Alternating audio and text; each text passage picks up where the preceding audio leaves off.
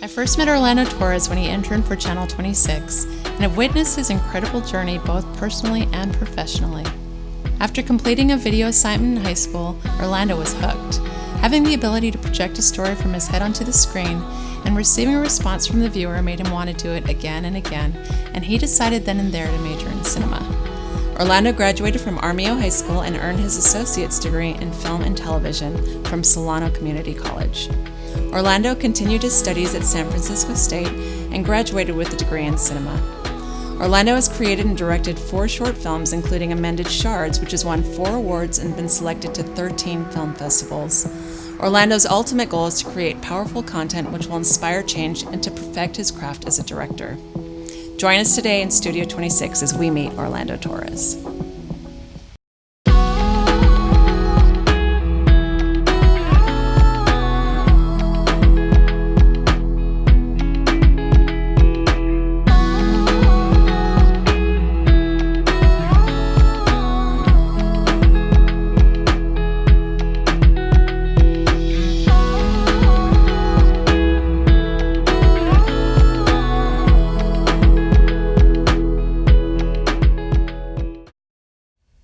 So Orlando, thank you so much for joining us in Studio 26. Yes, I'm glad to be here. Thank you. It's our first show, and I couldn't think of a better guest to have than you. Thank you. I appreciate it. Sure. So tell us about this high school film project that got you hooked. What was it? So the high school film project that got me hooked was, honestly, it was during the time of high school, but it wasn't really an assignment. Uh-huh. I ended up buying a camera wow. with the help of my parents who helped me purchase it. It was a little small handycam, and then that's moments I ended up shooting the video one night when I slept over at my cousin's house. Uh-huh. And just like off the top of my head, we just got together, I told them just listen to my direction, and I was like, let's get this shot, this shot, this shot, let's get this shot. And then by the end of the night, he had a laptop that had Windows Movie Maker, which is the basic Windows Movie Maker you can, but it does a job of putting the shots together. Uh-huh.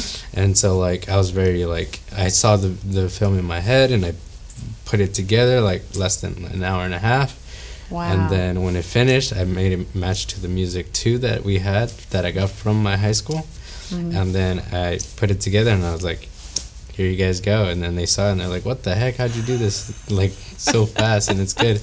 Then I showed it to my professor the next week, and then after he saw it, he's like, let me see that again, this is good. Mm-hmm. And then Wow. from then on, I was like very like eager to like keep filmmaking.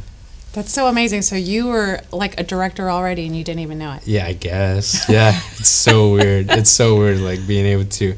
I think that's why I got so attracted to it, because it was like I felt like that skill was growing or had been growing for some reason or some way that I guess now that I found filmmaking, it would just being applied to where it needed to be. Wow. And it's true. It's like I find when you are so passionate about something, like that gives you that energy, that creative energy to just get it done, and even get it done probably before it was even due, just because you loved the assignment so much and what you were doing. Yeah, exactly. And ever since then I got very eager on the assignments from then on, and then I got very creative with my projects, that the professor used my projects as examples for the next 5 years, even projects that I just did for fun.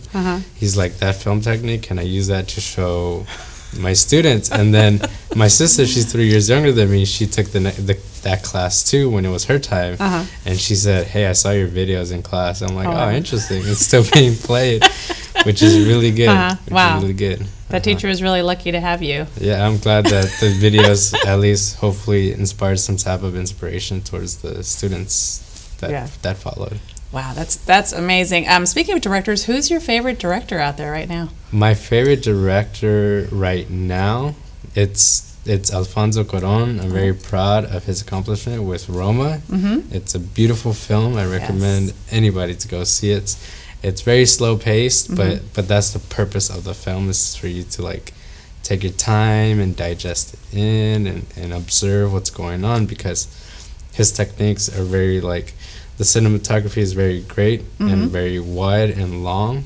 The long takes are long, so it gives you time to like step into their shoes better, and then being able to to try to understand their mental challenges and problems that they're going through. And to me, I think being able to show a film where the film isn't complete without the audience's effort of trying to like problem solve in their head and think for the actors, I think that's amazing in itself, because it's just it's a film with a void that us as an audience will fill once we experience that experience of watching the film. That's so interesting, because I never really thought about it as an audience member, like participating in a film.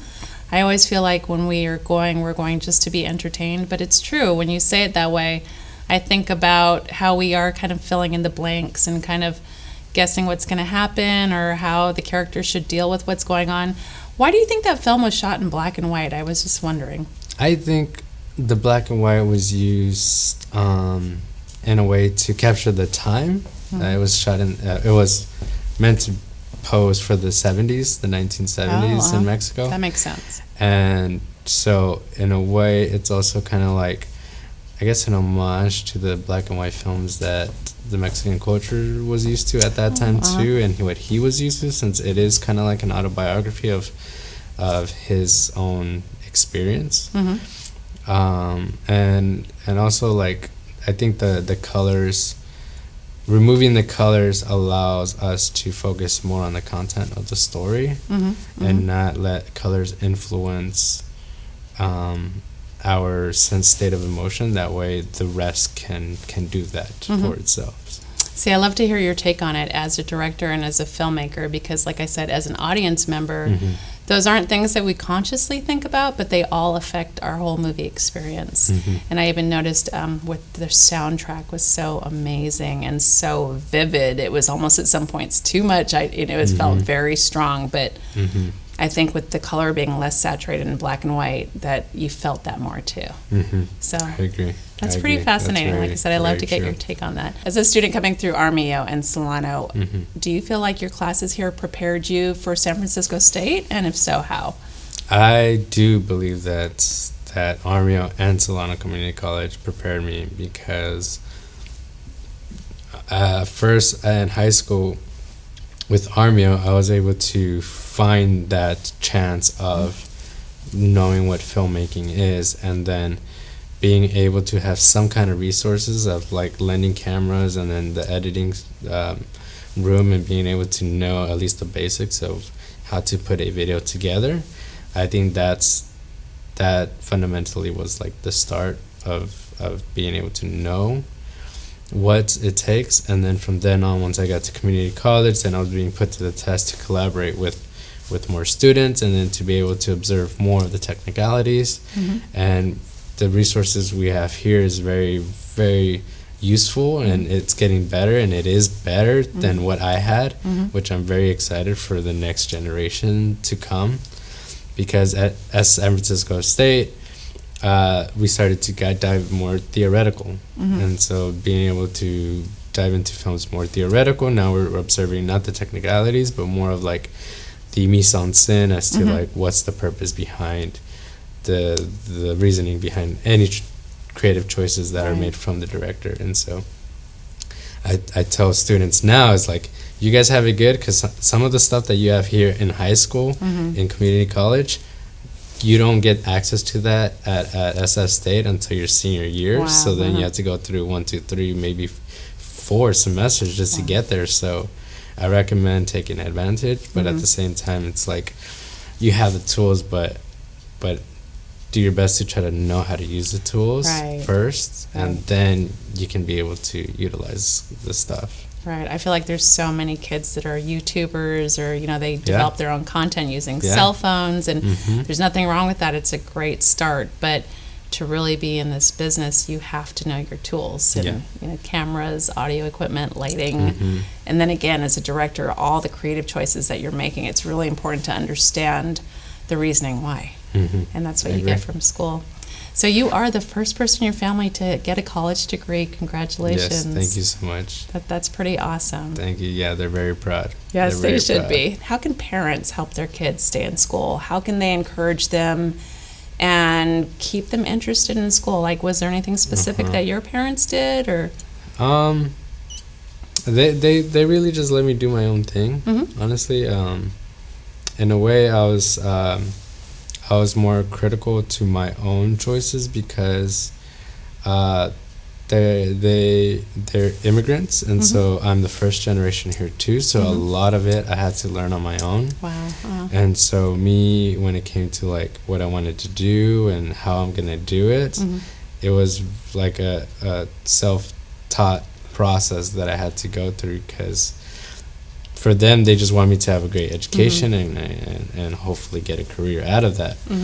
And so filmmaking was probably not one of the things that they were expecting for a successful career, but to me, I was really passionate about it. And after times and times I made films, then they started to realize like, oh, like there's a passion that he has within it, and then they're gonna support it, and that's what they've been doing, which is to support. And just also I recommend like maybe allowing your child to have opportunities, different opportunities, and then observe to see like how engaged they are with those, and then take the skill sets or the qualities, their talents, and then match that with another career. If like they're fast at reading, then it's like, okay, but they don't like this subject matter, then it's like let's guide them somewhere else and see if this clicks or this clicks. And it's trial and error. Like, I mean, it's not easy for someone to find what they want to do, but I mean, for a parent, they can like provide all those resources as the best they can, and maybe they'll hit something, they'll strike a chord or something. Yeah, I think that's a really good point, in having your child, giving them opportunities to see what they're interested in, because like I said, when you do find that passion and it clicks, you know, then hopefully you are lucky enough to continue in that path for the rest of your life. So, yeah, that's really important to provide that for our kids, for and sure. if you can't continue it, then maybe you can at least implement into the next career choice that you make. True. Who knows, I may change my career, but I mean, I know that I would be implementing the skill sets that I've learned in this one in order to benefit myself in the next. Very true. So let's talk about your movie, Amended Shards. Yeah. So you are a cancer survivor. Yes, I am. How many years now? I'm about to hit 5 years in remission. Wow. Oh, actually 5 years from being diagnosed. And Wow. then a few months from now, and then that'll be 5 years from remission. Wow, that's awesome. But yeah. Tell us about why you made the movie. So I was diagnosed in 2014. And at the time, I was creating films, but they weren't really towards my diagnosis or like my experience throughout community college and then SF State, until my last year at San Francisco State University. I took animation, and it was totally new to me. I was up to do it because I wanted to learn a new skill set, and who knows, I might fall upon something.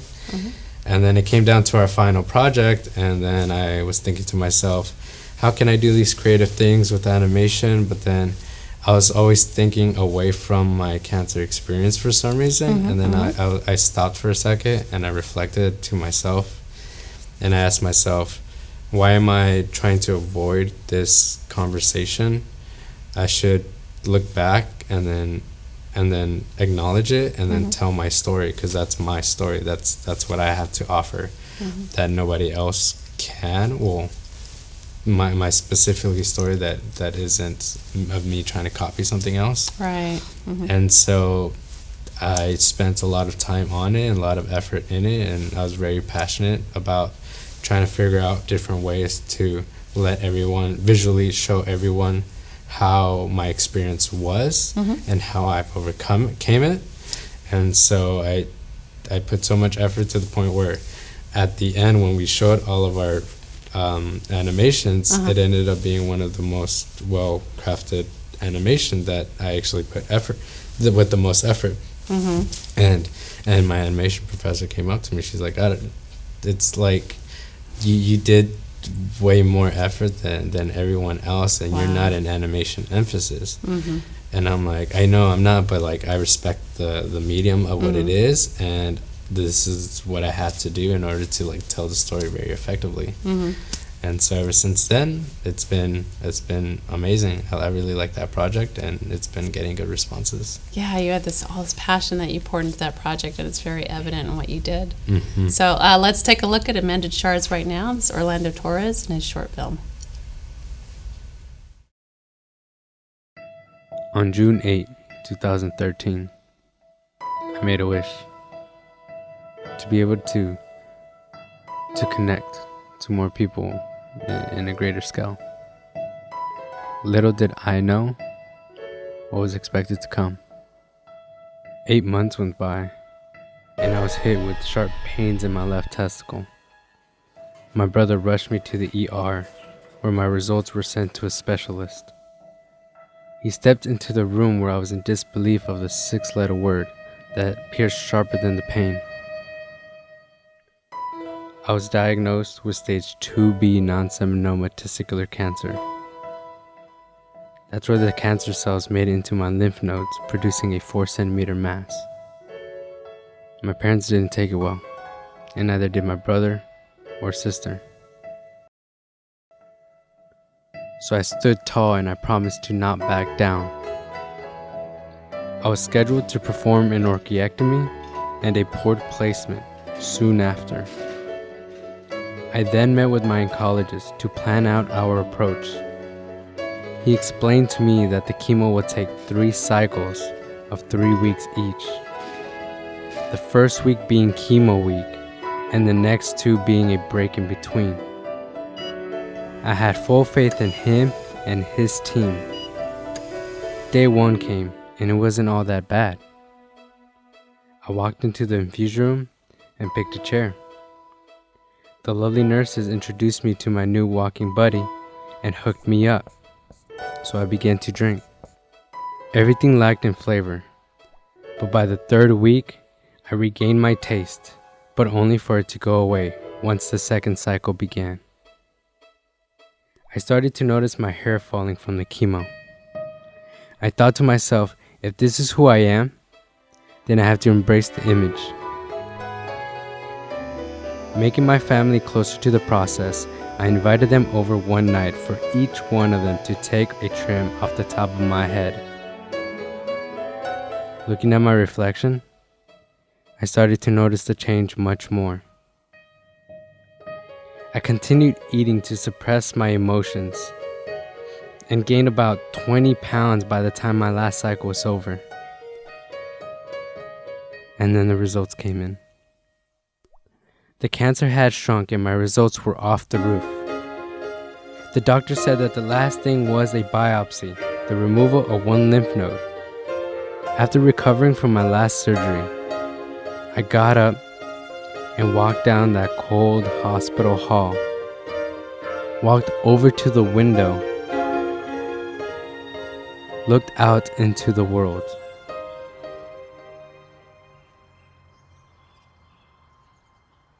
I did it.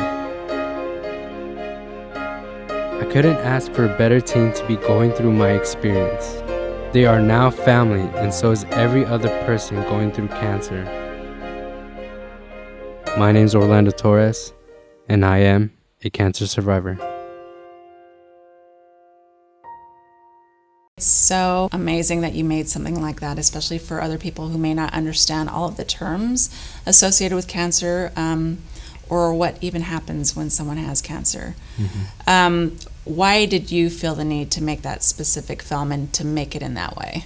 I think for myself, it was something that I needed to show for me, mm-hmm. to be able to see that I was able to observe my own experience and being able to analyze that, mm-hmm. and then being able to create that film for myself. I also want to use it for other people who want to see it, who need to see it. Mm-hmm. Those people going through the same experience, I want them to see that there is a way out of this. There is a chance of survival of combating and fighting cancer. Mm-hmm. And so being able to reach out to as many people that don't know about cancer, who are going through cancer, who have a relative going through cancer, this project is aimed to relate to those who are experiencing it, and I hope it gets people to not assume that cancer leads to terminal death. Right. This is to show the possibilities of there being a positive outcome throughout it all, and if there isn't a positive outcome, at least there's a positive attitude throughout the process. That whatever happens at the end doesn't really matter. It's about the love that we have for one another. Did making the film provide any different insights into what happened when you had cancer and your treatment? Did it kind of give you a different perspective on it? I think it gave me a different perspective after creating the film, because I was more stepping into everyone else's experience who's going to see this, and I tried to think about how is a cancer patient who is watching this project that doesn't have the same diagnosis as me can relate to it. So I'm over here having to think about their conditions and their mental process, and then that gets me being more reflective as to how my experience was different than theirs, but then we share similar surgeries, similar medicine that we take, similar family experiences, situations, and problems. So that's so neat, especially, like I said, for other people going through it. What kind of feedback have you received from others about the film? So my film, I've been able to submit it to several film festivals, and I've got accepted to like 13 film festivals, which is great. That's amazing. And it has won 4 awards. With this, I've been able to show up to film festivals here in California, or I also went to New York to go and present my film at the New York Independent Film Festival. Very cool. And being able to present the film and then having people acknowledge me after and talk to me after, they tell me like your project was very strong and powerful, and it made me cry throughout seeing it, because my relative had cancer, or somebody comes up to me and they say, hey, I had cancer too, and then that gives me an opportunity to get to know them and get to know what cancer they got, what diagnosis, what stage they're at, or like what if they're in remission and for how long, and being able to get their perspectives. And also, like, there's been some people that come up to me and they tell me like, everyone I've known that had cancer passed away, and you're the first person that I met that did not. And so it gives people a sense of hope that that cancer won't be the last. That's really powerful. In someone's life. Yeah, very powerful. Why do you think these types of films need to be made and these kinds of stories need to be told? I think that these stories of like me being able to express my cancer experience, and me talking about cancer, and me being able to educate people as to what cancer is, I think it suppresses our fears. And not suppress, I guess it allows us to ease our fears. To ease our fears, yes. It makes it more comfortable for us. It gives us confidence to be able to know our way around this cancer experience, and being able to see it from another person's perspective, in order to prepare themselves as to how to approach the emotional take on it, the physical trait, the mental weight that it's gonna put on people. So how do you come up with the concepts for your films? Like, what are there things that you see in your daily life? Are there things that are just floating around in your head? How do you come up with your concepts? Yeah, so usually when I come up with that concept, I try to see how I can incorporate like actual meaning behind it, like give some type of significance behind the story as to what my goal is at the end. For my animation, it's like, okay, my goal is to have people connected to this experience, whether they have it or not, or that they have a relative or friend that is going through that process. So my thought was, all right, I'll remove the faces. One was because the faces were more work, so I was trying to save work. But then after making that choice, it was like an accident. But I realized that without the faces, it allows people to paint that canvas. It could be anybody. And it can be anybody, and you can fill those faces with people that you're familiar with in your own life. And so then that's where it goes, and that's why I love the whole creative process. It's like you don't really know when that inspiration is going to come, but when it does, it gives so much meaning to the project. Another project I would say is a horror film that I just finished, and it relates to consumption. And so I wanted to bring in all these maybe like social problems, political problems when it comes to consumption, and try to like subliminally, metaphorically incorporate it and try to make sense out of the whole story in this like horror theme and genre. So it speaks deeper than what you just see on the surface, and that's kind of like what I like about filmmaking in general. And I hope that my films translate in that way as well. So kind of looking into a director's mind sometimes, or probably a lot of times from their films, you can get an idea of how their minds are working, what they're thinking about. That's pretty fascinating. I've never thought about that before. That's very cool.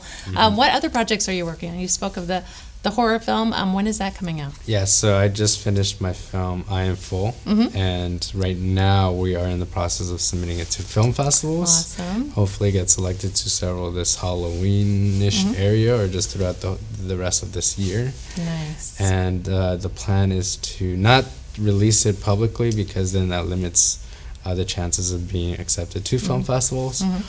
But hopefully there is some traction that builds throughout these festivals, that by the end of maybe like Thanksgiving I want to do it publicly, but like if it's still taking the film festival streaming and route, that I'll have to wait till next year, because I want to make sure that I release it during the time of Halloween, which is like a scary time that we all love. Perfect horror timing. And then right before Thanksgiving, which is our take on consumption. What advice would you have for someone who's pursuing filmmaking? For someone that's pursuing filmmaking, I would say make sure that you have passion and a drive there, because there's going to be a lot of moments where you just want to give up. There's going to be a lot of moments where there's deadlines that you have to meet, and it might cost you to sacrifice time to spend with your family. Or it's going to have to cost you sleep, and you might not sleep a whole night, maybe 2 whole nights straight. So it's just what it takes. But if there's passion there, you'll begin to realize like that ends up driving you through those obstacles, and you end up getting through it, and you then reflect to yourself and be like, I'm so glad I love what I do, because if I did it, I would not have like sacrificed so much, I guess, selfish time. Right. And so there's a lot of discipline when it comes to creating filmmakings, because for bigger projects you have a lot of people that rely on you to continue the project. The project won't continue unless you keep working at it. Nobody's going to finish it for you. If it's your own project, you gotta step up to the plate and help. And not only you're not just carrying yourself, but you're carrying your whole crew, and then all those things together. So that's a lot of responsibility. Yeah, a lot of responsibility. Especially when all those people are counting on you to finish. Yeah, exactly. So they're taking their time out of their way to help you. So it's like making sure that you at least respect them too. Having respect for those people helping you with your craft would be advice to have to continue. Where can we find your stuff? At the moment, I don't really have like places where I have my work. I'm still working on that. Okay. Do you have an Instagram or YouTube? Yeah, I do have an Instagram. It is OT Cinema. Okay. And then that's where I pretty much update everyone more actively, more than anything. Okay. And then my I Am Full movie that is currently has its own website, IamFullFilm.com.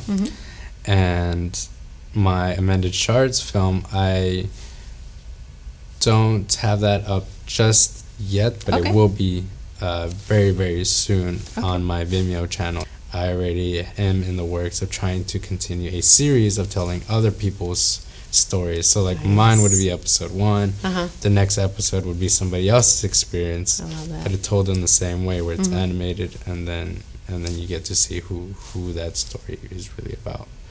And so hopefully we get more people Right. to hop on board on that and have some like organizations that will support it, which I'm very excited for. Yes, I'm excited too. I can't wait to see what's next. Thank you. Orlando, thank you so much Yeah. for joining us. Yeah, We it was really fun. appreciate you taking your time. Yeah. Yeah. Thank you again.